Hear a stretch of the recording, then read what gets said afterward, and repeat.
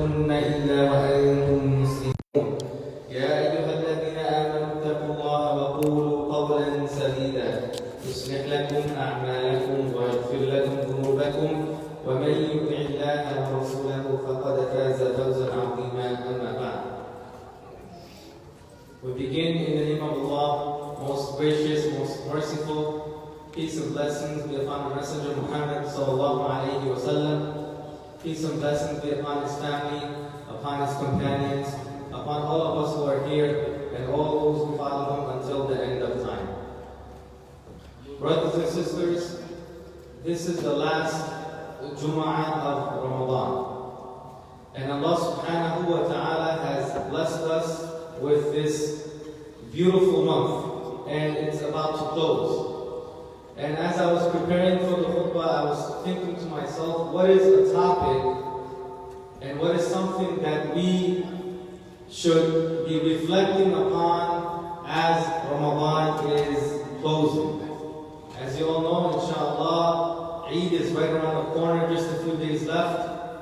And then we will be praying Salat Eid, and Ramadan will be over, and we will be praying to Allah subhanahu wa ta'ala that He accepts all of our fasting. Brothers and sisters, Allah subhanahu wa ta'ala, He says in the Quran, شهر رمضان الذي أنزل فيه القرآن هدى للناس وبينات من الهدى والفرقان. This is the month in which the Quran was revealed. And the Quran is a book in which tells us what is right from wrong. Brothers and sisters, this whole month was about the Quran. The whole month was about the Quran. The whole month was about reciting the Quran in the Salah and reconnecting ourselves with the Quran and ultimately reconnecting ourselves with Allah subhanahu wa ta'ala. Every single action that we did, whether it was fasting, every single action that we are doing, fasting, reciting, praying, sadaqah, saying a good word, doing good deeds, it's not really the deeds and it's not really the month. It's actually about Allah subhanahu wa ta'ala. Ramadan is here to reconnect us with Allah subhanahu wa ta'ala, the one who gave us Ramadan. So the Quran, my brothers and sisters, is the most important point in the month of Ramadan. We must ask ourselves, how is our relationship with the Quran? Because if our relationship with the Quran is strong, then ultimately our relationship with Allah subhanahu wa ta'ala should also be strong. The Quran is the greatest miracle of all times. Different prophets, they were given different miracles. Isa alayhi salatu wasalam, he had a type of miracle. Musa alayhi salatu wasalam, he had a different type of miracle.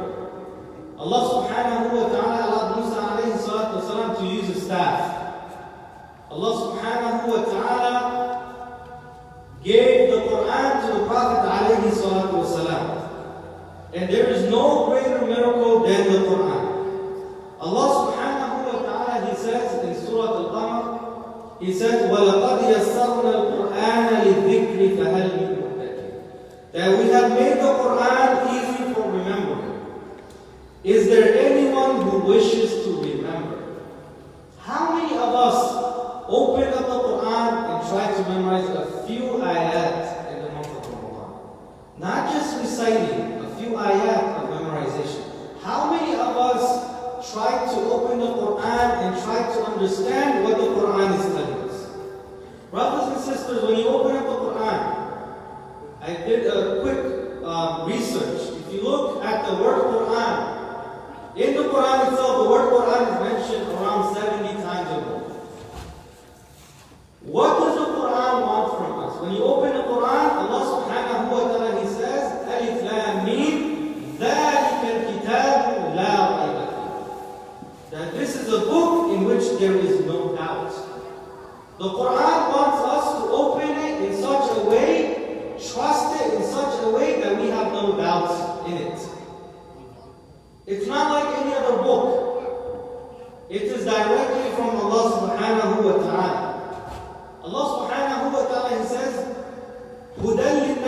that the Quran tells us that I am a guide for you. And you have to follow me. And you have to reflect upon me. أَفَلَا يَتَدَبَّرُونَ الْقُرْآنَ أَمْ عَلَى قُلُوبٍ أَقْفَالُهَا. Allah subhanahu wa ta'ala, He tells us that don't we reflect upon the Quran. Don't we ponder upon the Quran. And we will talk about it in a moment. What does pondering mean? How do the companions, radiallahu anhum, how did they reflect upon the Quran? Brothers and sisters, I always have this difficulty. When the Quran is being recited, sometimes I feel as if my own heart is super, super hard as a rock. And even though I'm reciting the Quran, I feel like I'm not connecting to the Quran. And I feel like I haven't done enough in this month to be connected even more to the Quran. My brothers and sisters, when you open up the Quran, it tells you what type of person you are. If you open up the Quran and you recite the verses about Salah, and Allah subhanahu wa ta'ala is telling us about those who pray. And if we don't pray, then the Quran is telling us, brother, sister, you open me up, you are someone who doesn't pray. And if you're someone who lies and cheats and curses and hurts others, the Quran will tell you, brother or sister, mother or father, you are someone who does those types of actions. Brothers and sisters, the Quran is what will take us to Allah subhanahu wa ta'ala. We must ask ourselves, as Ramadan closes, how is our relationship with the Quran? Did any change or reflection take place in this month? Did any change or reflection take place in my heart? Or was it just another month in which we just fasted and we felt hunger and we felt thirsty and we just came to Salatul Taraweeh and we went home and we did the same routine over and over and over again? We must ask ourselves these questions, because that's what it means to ponder upon the Quran. My brothers and sisters, one time a companion, radiallahu anhu, he recited the Quran. You know, when we recite the Quran, nothing happens. Nothing happens. We don't see any angels. We don't see the sky opening up for us. Nothing happens because our hearts are not really connected with the words. Our hearts are not really connected with Allah subhanahu wa ta'ala. And we have a lot of work to do. A lot of understanding to make. When the companion, when he read the Quran, when he read verses from Surah Al-Baqarah, he started to feel a horse. When he parked his horse next to his son, the horse started to move. And the companion, as he was reciting from verses of Surah Al-Baqarah, he felt the horse moving and he stopped reciting and he finished his salah and he took his child, because the child was next to the horse, and he went to the Prophet ﷺ. And he told him about the incident and what happened. And the Prophet ﷺ, he said to the companion that if you continue to recite the Quran, then the angels would have come down and listened to you. The angels will listen to you when you are reciting the Quran. How is our recitation? How is our reflection? How is our concentration when we listen to the Quran? Abdullah ibn Mas'ud radiallahu anhu, a famous companion of the Prophet ﷺ, was asked by the Prophet ﷺ to recite from the Quran. His voice was very beautiful. And when he recited the Quran, the Prophet ﷺ, he started to cry. He started to cry, listening. Imagine, the Quran was revealed to the Prophet ﷺ. And the Prophet ﷺ is asking Abdullah ibn Mas'ud radiallahu anhu to recite the Quran for him. And he's reciting the Quran, and the Prophet ﷺ is crying. Why? Because the companions, they had this connection. They had this understanding of the Quran. They made the Quran their focal point in their life. I remember a brother, he always used to tell us, rahimahullah, he passed away a few months ago, that whenever he used to see a young brother recite the Quran, he used to tell him, brother, continue reciting the Quran. You will get the dunya by the Quran. How many of us, we ignore the Quran and we run after the dunya? How many of us, we ignore the Quran and all we do is we focus on other types of studies and we don't know any surah of the Quran? We don't know any surah, we don't know any chapter of the Quran. My young brothers and sisters, how much time do we spend on Facebook and Instagram and handing out and just asking foolish questions that we don't have the answers to? Because we don't read the Quran. The Quran is saying to us, the Quran is telling us that if you read it, the Quran is saying, if you read me, if you recite me, if you check the translation, if you read it, you will have all of your answers. You will get your answers in the Quran.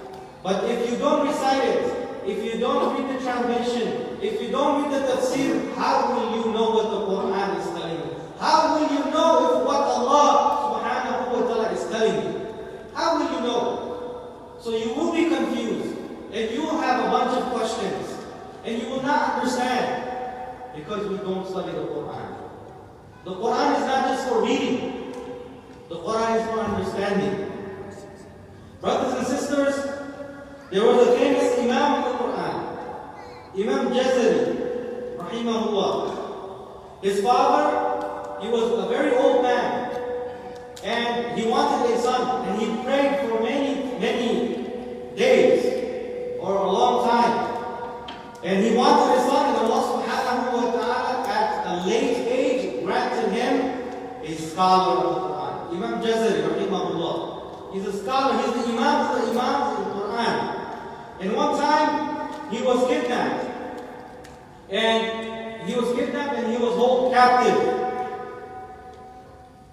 And he was being punished and he was being persecuted. But this Imam, may Allah bless him and have mercy upon him, he was a man of the Quran. He influenced the people who held him in jail, who kidnapped him, through the Quran. They kept him longer in jail in order to gain ijazat in Quran from him. They didn't release him early because they wanted to learn the Quran from him. These are the people, these are the forebearers, these are the people who upheld the Quran. When they memorized the Quran, when they understood what the Quran was telling them, they lived up to the Quran. They lived up to Allah subhanahu wa ta'ala. Brothers and sisters, the Prophet sallallahu alayhi wa sallam, he says, and this is a famous narration, and we all know this, and we all have memorized this. خَيْرُكُمْ مَنْ تَعَلَّمَ الْقُرْآنَ وَعَلَّمَهُ. The best of you are those who learn the Quran and who teach the Quran. What does the Quran want from you? The Quran wants to take you from a low position and bring you to a higher, lofty position. إِنَّ هَذَا الْقُرْآنَ يَهْدِي لِلَّتِي هِيَ أَقْوَمُ وَيُبَشِّرُ الْمُؤْمِنِينَ الَّذِينَ يَعْمَلُونَ الصَّالِحَاتِ أَنَّ لَهُمْ أَجْرًا كَبِيرًا. The Quran wants to take you to a higher level. The Quran calls upon you to follow the messenger of Allah, to follow Allah subhanahu wa ta'ala and the messenger of Allah. The Quran is what gives us life. لِمَا يُحْيِيكُمْ. The Quran is what tells us how to live our life, how to act daily, how to act with our beloved parents, how to act with our siblings, how to act with our family, how to act in our society, how to act in our community, how to speak, how to look, how to walk, how to talk, how to eat. This is what the Quran does for us. And the most important point, the Quran is what brings us closer to Allah. The Quran is what connects us with Allah subhanahu wa ta'ala. The jinns, when they heard the Quran, أُوحِيَ إِلَيَّ أَنَّهُ اسْتَمَعَ نَفَرٌ مِنَ الْجِنِّ قَالُوا إِنَّا سَمِعْنَا قُرْآنًا عَجَبًا. When the jinns heard the Quran, they said, this is indeed something that is very lofty, something that is miraculous, something that is magnificent. When they heard the Quran, and they became Muslim right away. They didn't have any doubts.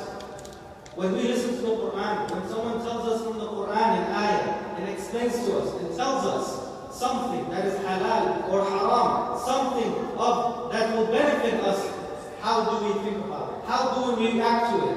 We react in a negative way. We think to ourselves, I'll follow later. I won't do this right now. Why? Because our hearts have been soiled with sins, have been soiled with our desires. And that is why we have the month of Ramadan. To keep ourselves in check, to keep our desires in check, to keep our desires at the lowest of the low, so that we can uplift ourselves and bring ourselves back to Allah subhanahu wa ta'ala. The Quran tells us that when the Quran is recited, it tells us that we don't just listen with our ears, but we listen with our hearts. My brothers and sisters, one of the pious imams of the past, ibn Iyad, when he heard the Quran, and before he became a pious imam, he was a highway robber. He was a very honorable person. And when he heard the Quran being recited, he came back to reality. He didn't allow anything else to prevent him from the mercy of Allah subhanahu wa ta'ala. My brothers and sisters, how do we interact with the Quran? My young brothers and sisters, if you don't know how to recite the Quran, if you don't know how to recite the Quran, and you know how to sing songs, and you know a lot of other things, and you know poetry, mashallah, and you don't know how to recite the Quran, I recommend that you come to the masjid and you learn the Quran, and you connect yourself with Allah. Because if you don't connect yourself with Allah, and you don't connect yourself with the Quran, you are going to be at loss. You are going to be a loser. My brothers and sisters, if you don't know how to recite the Quran, you are going to be at loss. You are missing out on great reward from Allah subhanahu wa ta'ala. My brothers and sisters, one of the slaves from West Africa, his name is Umar ibn Sa'id, from the 1800s. He was captured and he was brought to the United States of America. And he was brought to South Carolina. And he was a memorizer of the Quran. Even though he became a slave, he was captured and he was put in jail. And the only thing he knew was Arabic. And the only thing he knew and the only thing he understood was his connection with his Lord, Allah subhanahu wa ta'ala. What did he start doing? He started to write the verses of the Quran in jail. He started to write the verses of the Quran. Even being a slave, even being captured by people, that did not prevent him from remembering the Quran. That did not prevent him from finding inspiration in the Quran. He started to write Surah Al-Mulk on the jails, in the jail walls. And because of writing the Quran, subhanAllah, because of writing the Quran, there were these missionaries, Christian missionaries, they passed by and they heard this. And people started to come. And they started to visit him in jail. In the 1800s, in South Carolina, in the United States of America, they still have manuscripts about him. He wrote the Quran, he wrote verses of the Quran, different chapters of the Quran, and they still have those. When he was writing in jail, they visited him, and one of the missionaries took him and made him a house slave, and told him, write a biography about yourself. And he wrote it in Arabic about himself. And what did he do? He wrote chapters of the Quran. He wrote Surah Al-Mulk. He wrote Surah Al-Fatiha. He wrote Surah Al-Nasr. My brothers and sisters, Quran is what guides us. Quran is what gives us light. Quran is what brings us closer to Allah. Quran is what solves our problems. But how can we do that if our connection with the Quran is weak? Our link with the Quran is weak. My brothers and sisters, Ramadan is about Ramadan is about coming back to Allah subhanahu wa ta'ala. أقول قولي هذا وأستغفر الله ولكم فاستغفروه إنه هو الغفور الرحيم.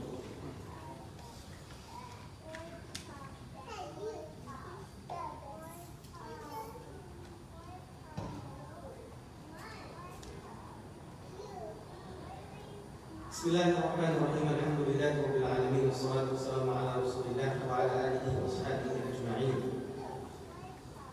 My brothers and sisters, in the Quran, Allah subhanahu wa ta'ala tells us that there are few things that we should remember as we are closing Ramadan. And one of those few things are the remembrance of Allah. Dhikr. Ramadan was about remembering Allah subhanahu wa ta'ala. Ramadan is about remembering Allah.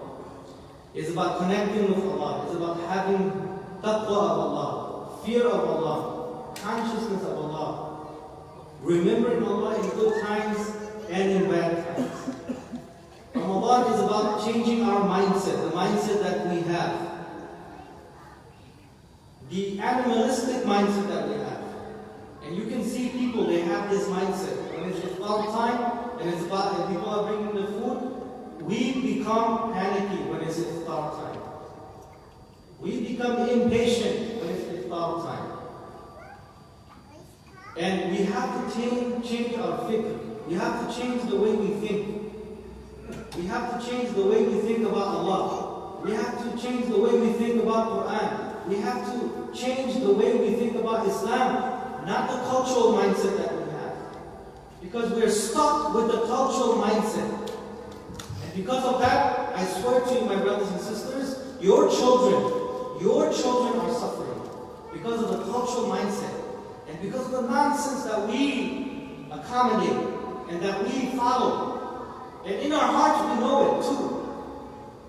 And Ramadan is about changing those types of mindset. Ramadan is about being thankful to Allah subhanahu wa ta'ala. In the same page about fasting, Allah subhanahu wa ta'ala, He tells us that لَعَلَّكُمْ تَشْكُرُونَ, that after we finish fasting and when the time of Eid comes, perhaps we'll be more thankful, more grateful to Allah subhanahu wa ta'ala. How do we show gratefulness to Allah? Gratefulness to Allah subhanahu wa ta'ala comes through your actions, through your deeds. You see, the brother, he made an announcement and said that the masjid needs help for some bills. How many brothers and sisters will step up and will heed to that call? How many brothers and sisters will step up and will give zakat al-fitr, will give sadaqah, will do something for their brothers and sisters in need? That's what the Quran tells us. The Quran tells us that when someone is in need, we step up. The Quran tells us when our ummah is in need, we step up. The Quran tells us that the money that we have, al-mal malullah, the money that we have, it doesn't belong to us. It is an amana. The children that we have does not belong to us. It's an amana. Whatever that we have, it's an amana. It's a trust from Allah subhanahu wa ta'ala. It's a trust from Allah. And we have to be honest with ourselves. Though, if you haven't made any reflection in this month, I recommend that you make a reflection today, in the last nights of Ramadan, and you ask Allah, where do you stand with Him? If Allah takes your life at this moment, where do you stand with Him? If Allah takes your life at this moment, are you going to be a person who will enter paradise, or you're going to be a person who enters the hellfire? You have to ask yourself, because the Quran is asking you to make that reflection. And we have to be honest with ourselves, because we cannot trick ourselves. We cannot trick Allah subhanahu wa ta'ala. My brothers and sisters, that is what Ramadan is about. Ramadan is about taking the Quran, connecting with the Quran, connecting with Allah subhanahu wa ta'ala. We are in this camp together, we studied 30 months, we fasted 30 months, we prayed 30 months, we did everything together as an ummah for 30 days. For 30 days we did this. It is our responsibility that we take whatever we learn in this camp and we apply it in the next 11 months. But we can only do that if we really care and if we really make that reflection and we really make that commitment to the Quran. And you can only make that commitment if you make a plan. And if you don't have a plan, you're going to fail.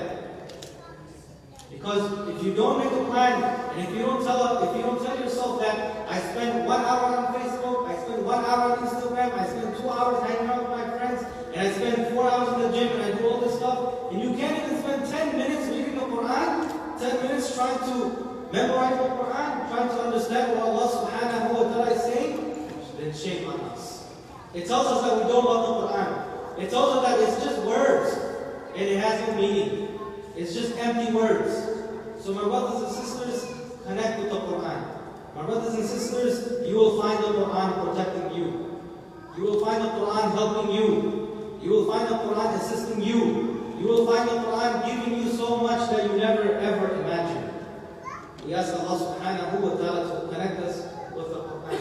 ربنا آتنا في الدنيا حسنة وفي الآخرة حسنة وقنا عذاب النار.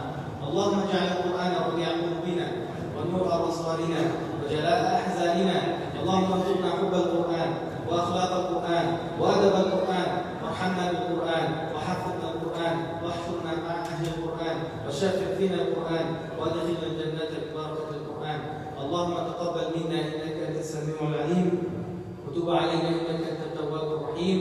اللهم إنا نسألك الهدى والتقى والعفاف والغنى. اللهم أعز الإسلام والمسلمين. اللهم أعز الإسلام والمسلمين. اللهم اشف إخواننا في كل مكان. اللهم ارحم موتانا وموتى المسلمين. اللهم اشف مرضانا ومرضى المسلمين. سبحان ربك رب العزة عما يصفون وسلام على المرسلين والحمد لله رب العالمين.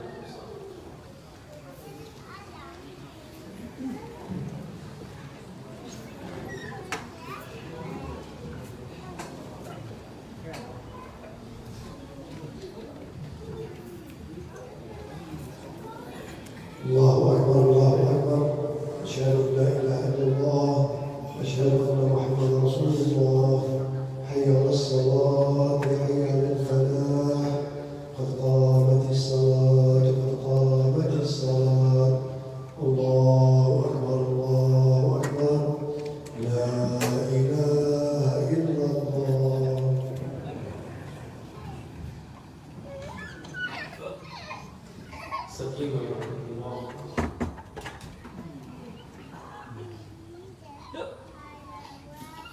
الله أكبر.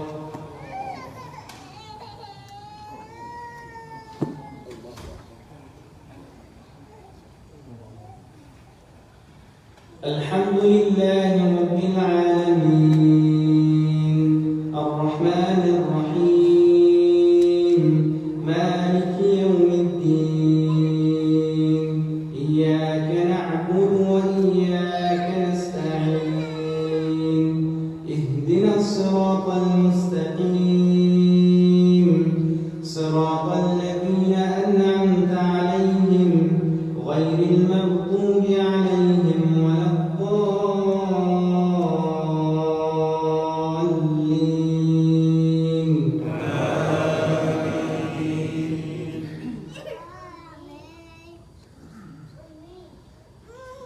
إذا جاء نصر الله والفتح ورأيت الناس يدخلون في دين الله أفواجا فسبح بحمد ربك واستغفره إنه كان توابا. الله أكبر.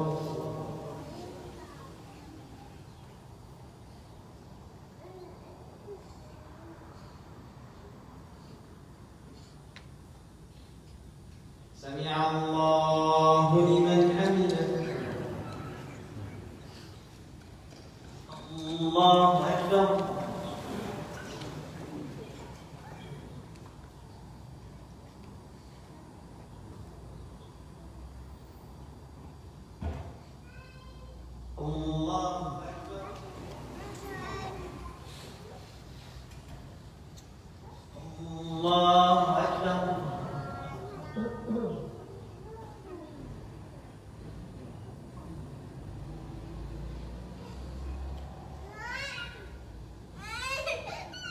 الله أكبر.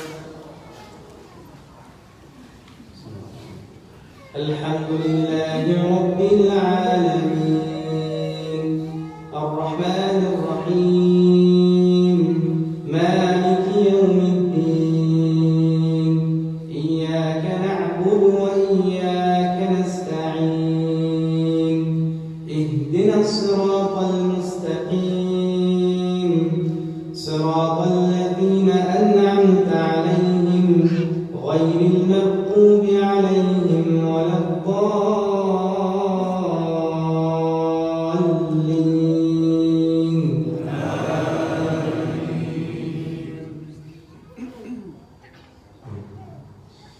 قل هو الله أحد الله الصمد لم يلد ولم يولد ولم يكن له كفوا أحد.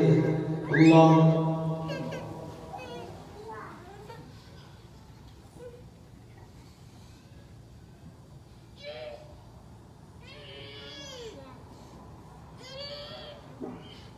سمع الله لمن حمده. الله أكبر.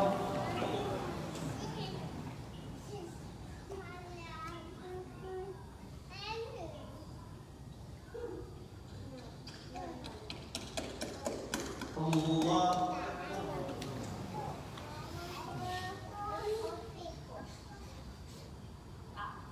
الله أكبر.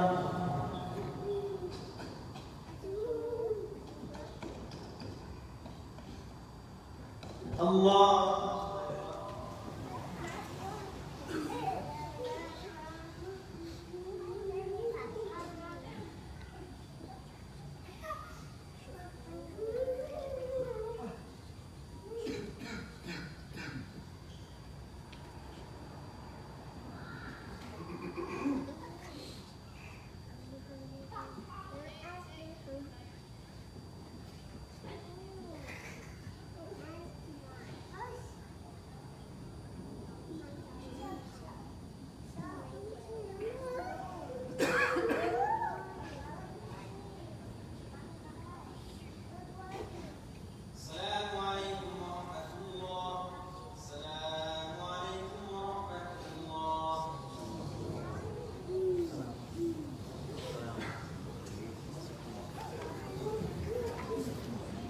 السلام عليكم ورحمة الله وبركاته.